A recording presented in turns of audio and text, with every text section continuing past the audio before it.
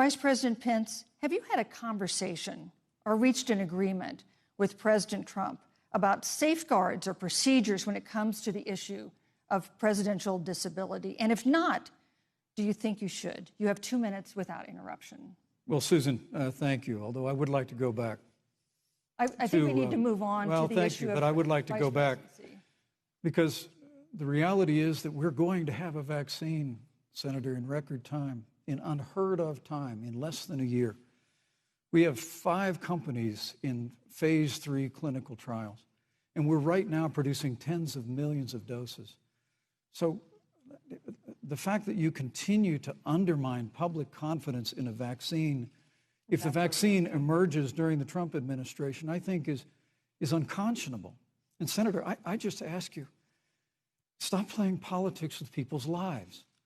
The reality is that we will have a vaccine, we believe, before the end of this year.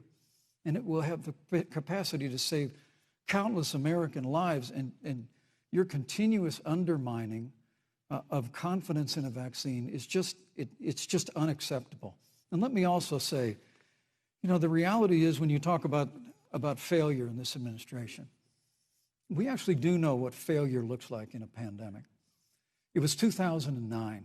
The swine flu arrived in the United States. Thankfully, it ended up not being as lethal as the coronavirus. But before the end of the year, when Joe Biden was vice president of the United States, not 7.5 million people contracted the swine flu. 60 million Americans contracted the swine flu.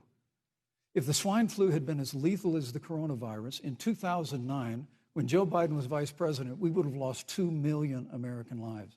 His own chief of staff, Ron Klain, would say last year that it was pure luck that they did, quote, everything possible wrong. And we learned from that. They left the strategic national stockpile empty. They left an empty and hollow plan, but we still learned from it. And I think the American people, I'm going to say again, can be proud of what we have done. And Senator, please stop undermining confidence in a vaccine. Senator Harris.